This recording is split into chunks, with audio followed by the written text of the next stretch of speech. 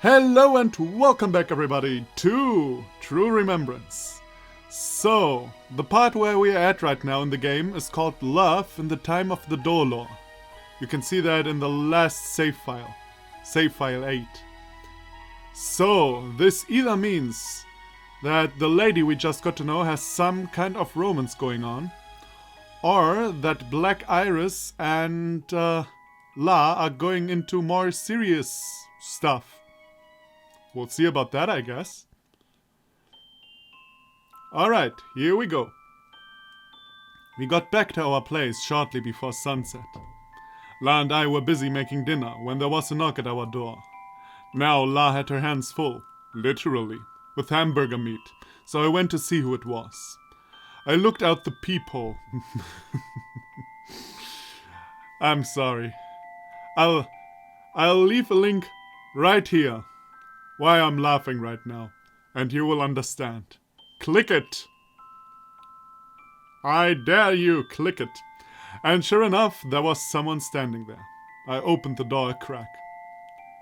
Is this residence of Black Iris the memory site? I came to thank you for finding him. My dog, a few days ago. For someone who lost track of dogs and envelopes on a regular basis, she was really rather punctual.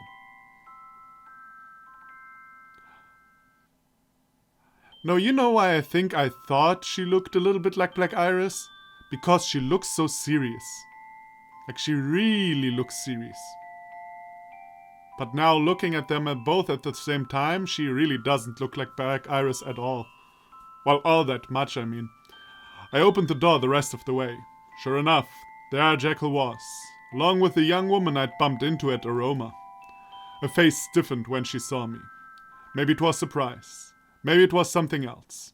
Anyway, she took a step back and gave me a look that was closer to a glare than anything. But La came rushing out the foyer before she, or I, could say anything further. The woman opened her mouth to say something, but snapped it shut when she saw La running toward her. Or maybe they actually have something to do with each other. Like the reaction just now was a bit strange.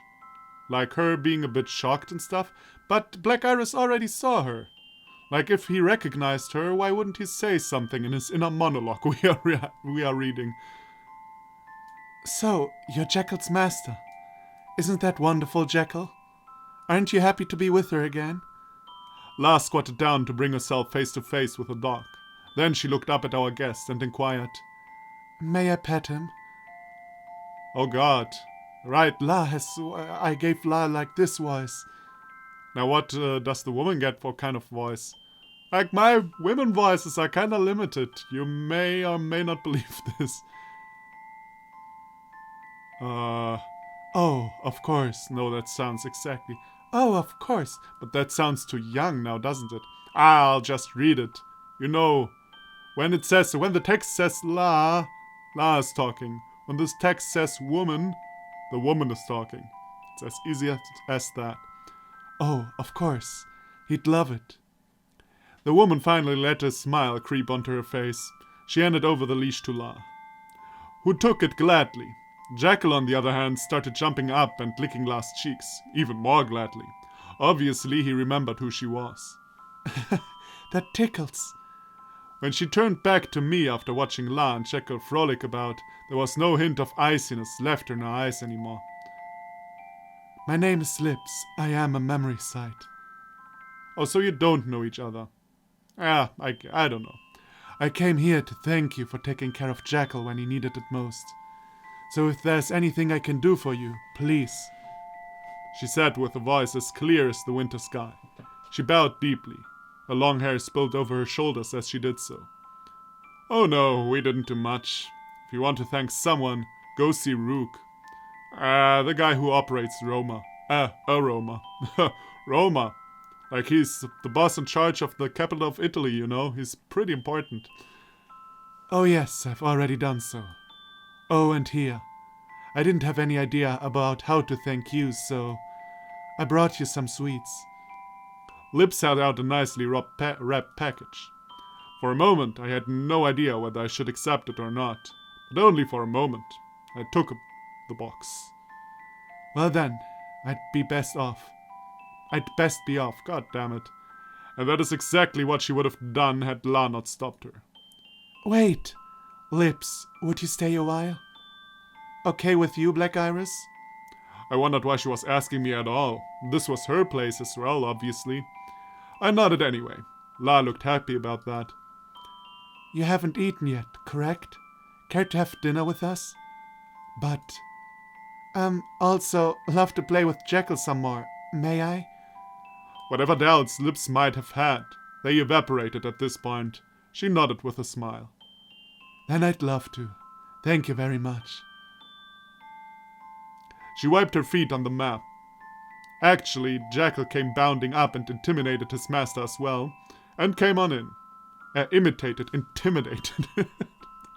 I was like, I really read like intimidated, and I was like, what?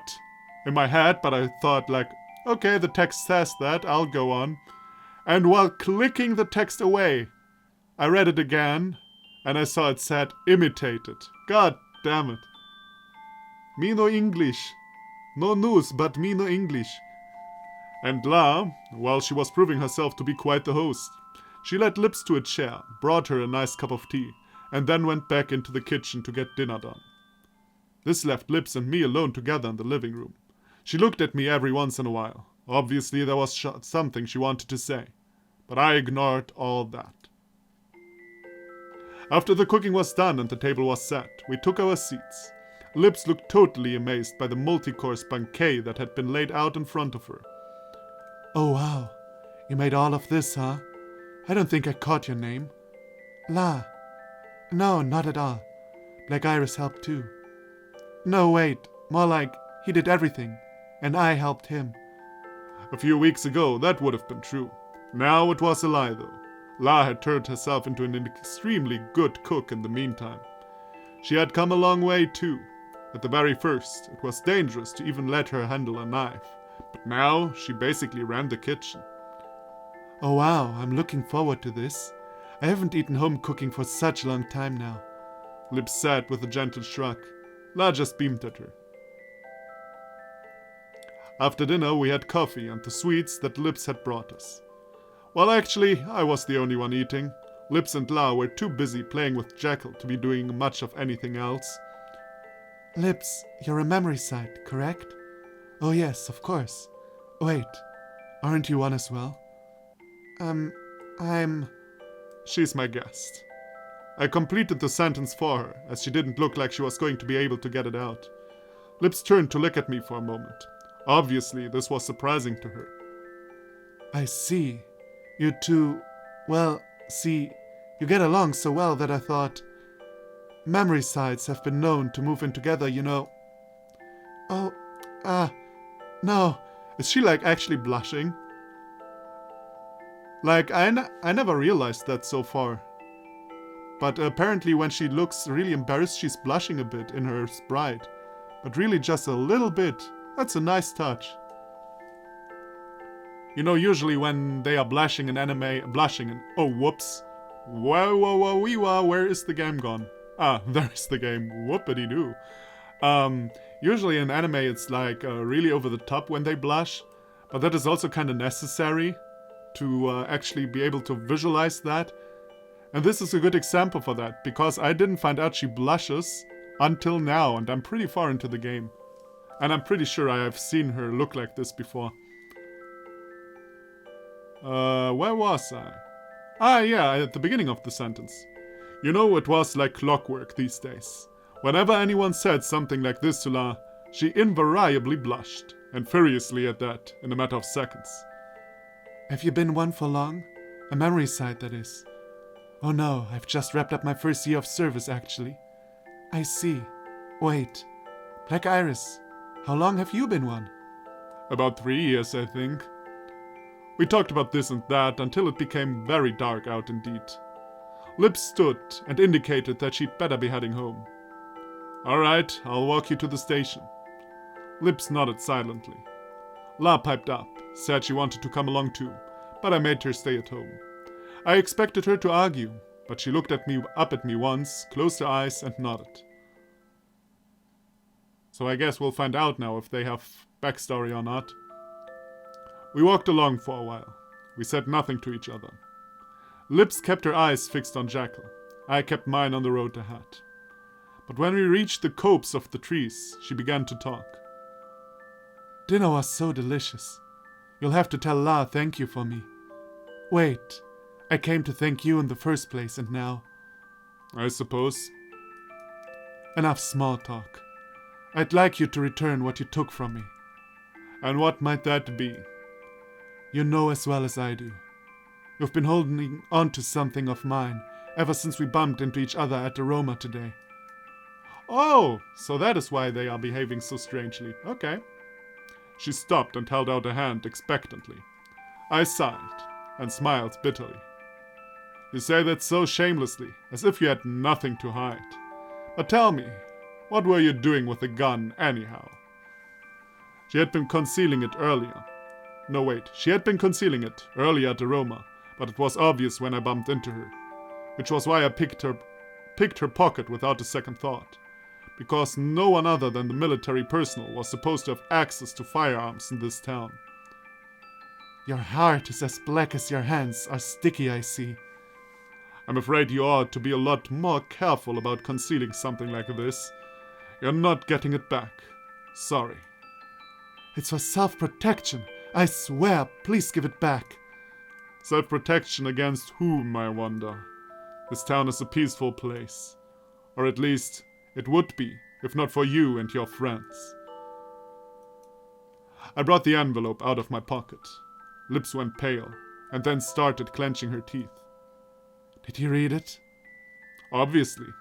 This is a member list of your terrorist cell, isn't it? Makes me wonder why you even bother. So much for secrecy. Good point you are having there, Black Iris. Doesn't make much sense for a terror cell. So she actually is a terrorist. I don't know, I kinda... it is so obvious that she has something to do with the terrorists that I thought she would have nothing to do with the terrorists, you know what I mean?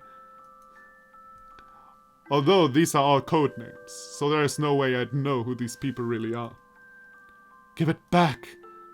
So you're either a secret agent investigating the bombings, or you're one of the terrorists. And I happen to know you're no secret agent. She clenched her teeth even harder then. It was a wonder that there weren't bits of animal flying everywhere by now. But for how hard she was grinding her teeth, her glare itself didn't have much, or any, bite. I wasn't afraid. And what will you do? I wonder. This isn't proof of anything after all. Besides, something isn't right here. There's no way you'd just leave this lying at the Roma, and yet you did. What? Wait, that's... Which means that it was intentional. Or that you're stupid beyond salvation. Clever of you. So you played dumb in front of La, and yet you knew all along. No, actually, I had no intention of hiding my cards. Besides, La knows a lot more than she lets on. You would be surprised. In any case, I'll be holding on to this. And your gun too. You're free. You're free to do whatever you want, of course. But just remember, so am I. And I won't hesitate too, if need be. I put the envelope back in my pocket and walked away. Lips stood there for a long time. She didn't look like she'd really grasped what had just happened. The last I saw of her, she was trudging toward the trolley station, in darkness. Okay. Now this is not appropriate behavior if you find out someone is a terrorist. Like, really not. Like, really not. It makes one wonder though what kind of relationship Black Iris has to the government, you know? I mean, if he was 100% behind all that stuff that is going on with the dollar healing and stuff, and we kind of know he isn't, you know? Or at least we can assume that he isn't. It begs the question, if he is kind of a sympathizer with this anarchist movement that is happening there. Or he's just maybe really like doing this typical anime stuff and taking stuff into his own hands, you know. We don't know, but I guess we'll see. Things were quiet for a time. The days went on without fuss. La went on enjoying everything she could. I went on wondering just what kind of use I was as a guide. There was no news of bombings, or of terrorist groups, or of death. No news of Lips either. She had stopped coming to Aroma altogether.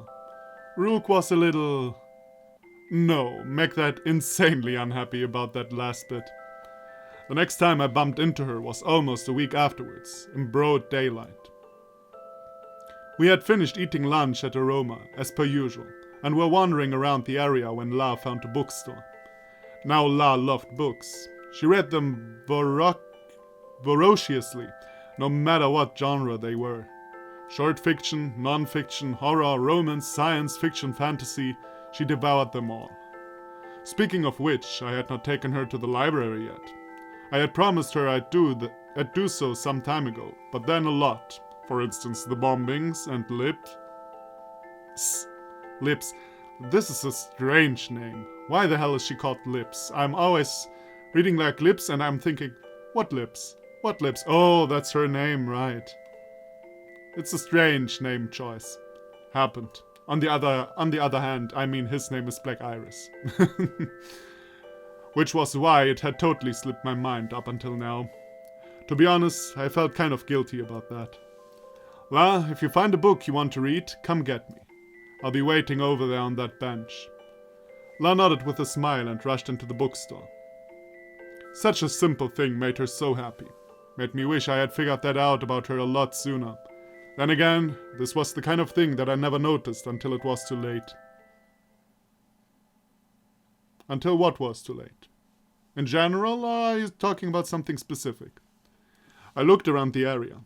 It was largely deserted. Here and there, people went about their businesses. One of them was walking toward me.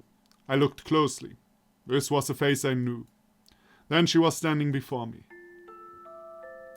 I came looking for you, after I heard from Rook that you'd gone out shopping. She asked me if the seat next to me was taken. I motioned her to it.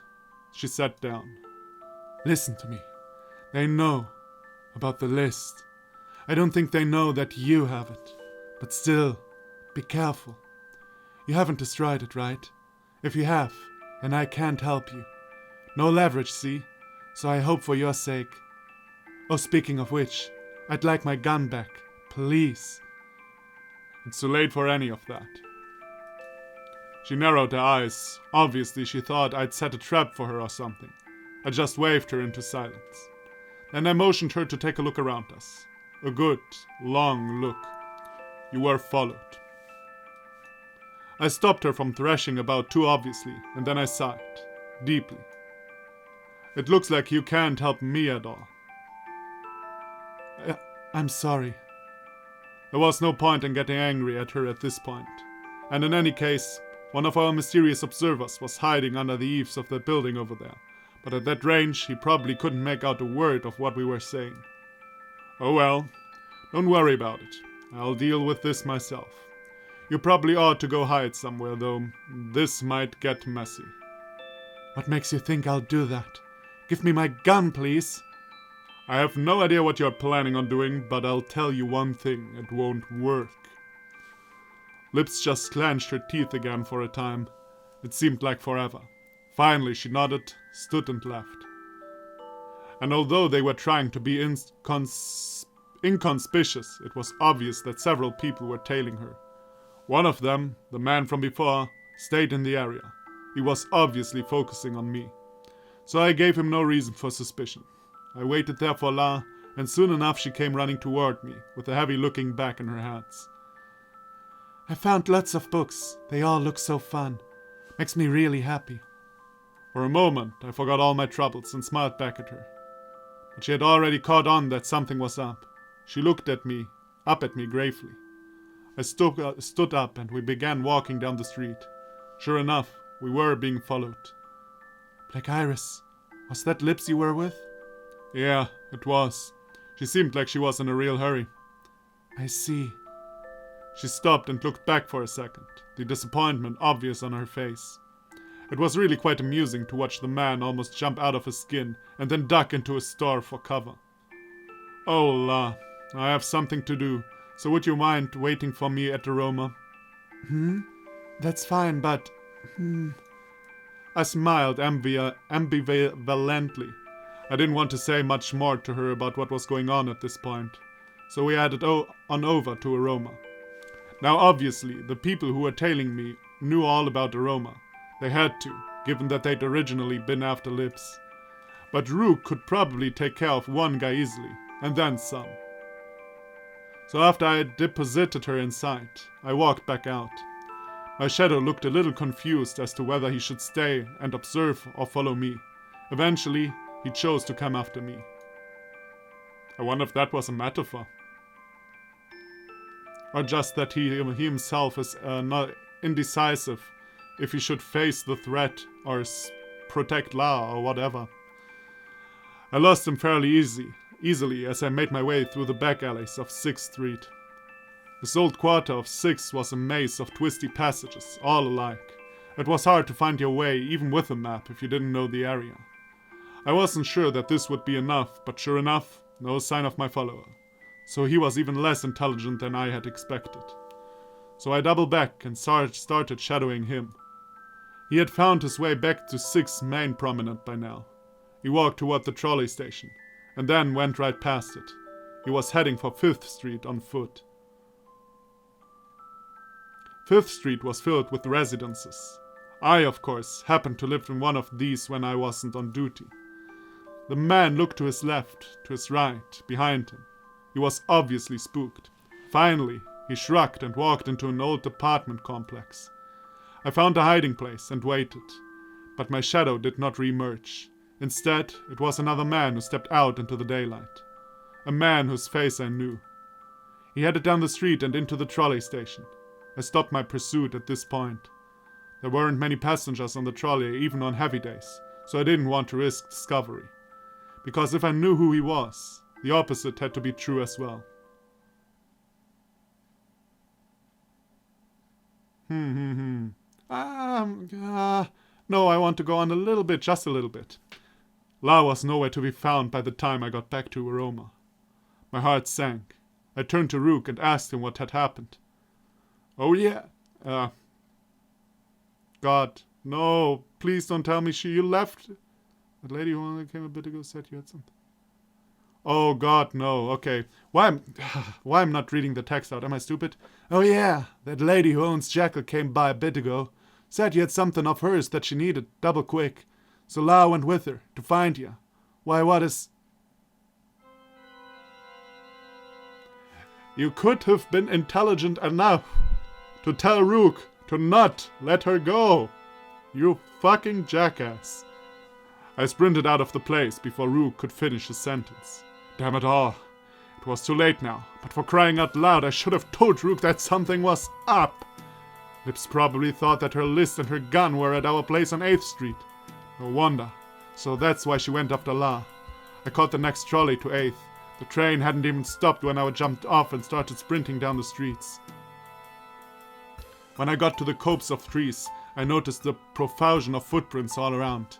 Big ones and little ones. La's. This was just getting worse and worse. I checked to see that I had the gun on me, got ready to whip it out at any moment's notice, and kicked open the door to our place. Wow, look at his face, man. That's angry determination. The house was completely silent.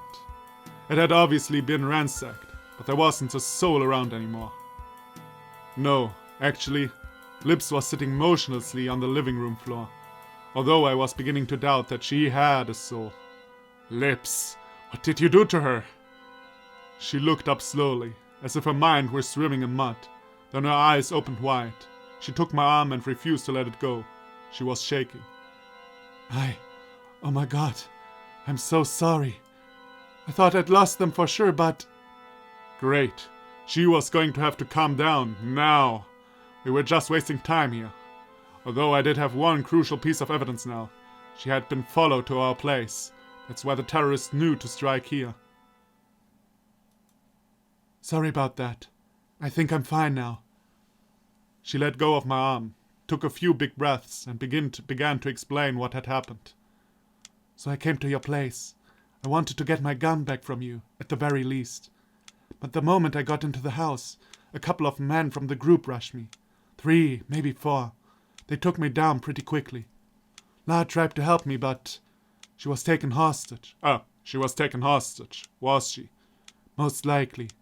They probably demand the list in exchange for her. And? Do you know where they are? I have no idea. They've been operating from an apartment on 5th, but they know something is up now. If they're intelligent at all, they'll have moved to another safe house by now. Great. Now what? If I proceeded about this the wrong way, La was going to be in grave danger. But I couldn't just sit here and do nothing. So, this is a rather good point to stop, I guess, and it's rather interesting. Like, at this point, I really don't know if Lips is actually part of a terroristic cell anymore. Like, I really don't know. Maybe she's just like an underground, anti-governmental opposition kind of person, but she doesn't actually have something to do with the anarchist cell. Or maybe at one point she had, and she realized that this is not the right way or something. Because, we gotta be honest, like, Lips was portrayed not really like a bad person all that much, you know? On the other hand, maybe it's just, you know, I mean, in the end of the day, even crazy terrorists are people. Very crazy people and messed up people, mind you, but still they are people, you know? Even a terrorist might be nice to dogs, if you know what I mean. But, and I don't know what is going to happen, and this, like, if La is actually in danger, I'm not really all that concerned. I don't have a feeling like La will be sacrificed to some terrorists or something, or to the government if people on 5th Street are a government organization. Which I kinda doubt. I mean, why would they be in a random house on 5th Street? On the other hand, they are a secret service, so it might as well be. But, I doubt that something will happen to her. But if so, man, I will be pissed. Like, if you have ever seen a Let's Play of mine, you know I love a good bad ending, a well done bad ending. Let's say it like this. Like, I prefer a well executed bad ending always over a bad executed good ending. If you understand what I'm saying right now. But this game is really a game that needs a happy ending. In the end, I want La and Black Iris to be happy together. In what kind of relationship, I don't even care. You know? So, that is our goal, even though we have no decisions in this game whatsoever. But I really don't know what will happen next. Well, I guess we shall see. So, thank you everybody for watching. Come back for the next episode, and I'll see you then. Bye bye.